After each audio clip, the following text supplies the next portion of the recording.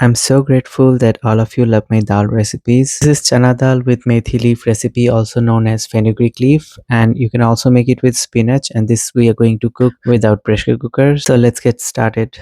So first I soak 1.5 cup chana dal. I rinsed them and soaked them for about 1 hour. Now they are almost 4 cup. Now we are going to add this in a deep pan, and we are going to add 3 cup of water. Add salt about 1 teaspoon. Now we're going to cover it. This will cook for about 40 to 45 minutes on medium heat. For methi, I'm using frozen methi here because fresh methi is too much work to clean and chop them. You may also use spinach, frozen or fresh, anything is fine. Took 2 cubes of methi and microwave them for 2 minutes, and they should be looking fresh like this.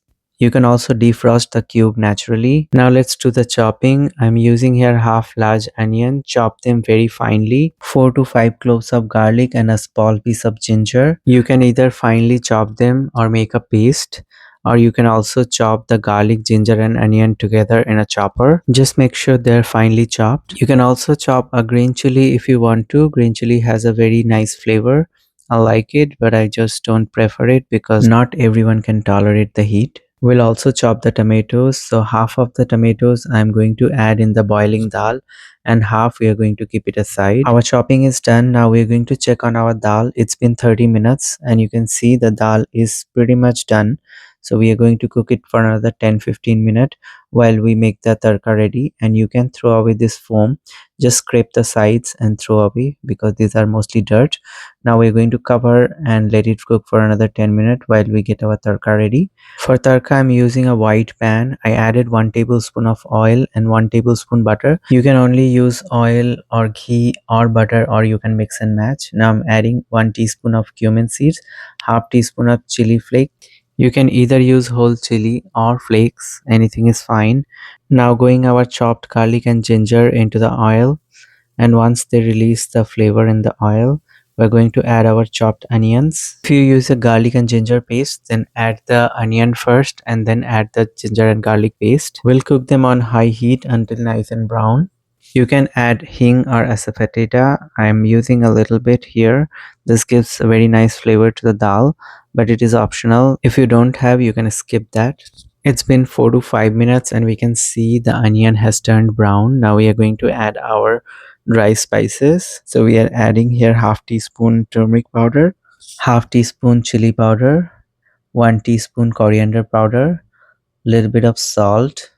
So you can add more chili or coriander if you want to. I'm making it according to my taste level. Now goes our chopped tomatoes and our methi leaves. If you're using fresh leaves, spinach or methi, this is the time you should be adding your leaf. We're cooking them more 5 to 6 minutes until the saag is soft and the tomatoes are melted. This is an optional step. You can either add half teaspoon of sugar here because sugar helps to balance the taste, also reduce the pungent taste of methi or spinach. It will not add sweetness to the dal, but it will balance the taste of everything so far we have added in it. So our spices are ready. So this is like a tarka, and now let's check on the dal. So we can see in 45 minutes our dal is also nicely boiled, so we don't need a pressure cooker to make chana dal. Just soak them for an hour and let's see, it is nicely soft, but we don't want it to be melted. We just can be able to break them, and that is fine. If you want it make it soupy, then add more water and cook it longer. Now we're going to transfer our cooked dal into the spices.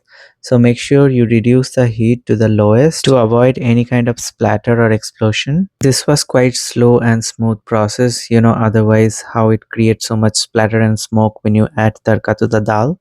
So now you can adjust your consistency. If you are not happy and you want it more soupy, you can add only boiling water and cover and let it cook. Do not add cold water because it will interrupt the cooking process of the dal and it will also ruin the taste of the dal.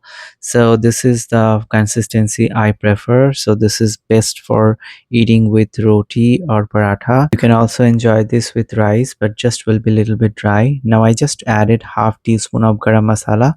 This garam masala I make with mixing cinnamon, cloves and cardamom. These are the only three ingredients I use. This one I mostly use for light cooking like dal or any kind of vegetables, but I make another shahi garam masala with all the other ingredients such as white pepper, bay leaf, nutmeg, mace, star anise, and so much. Our dal is ready, and now you can turn off the stove.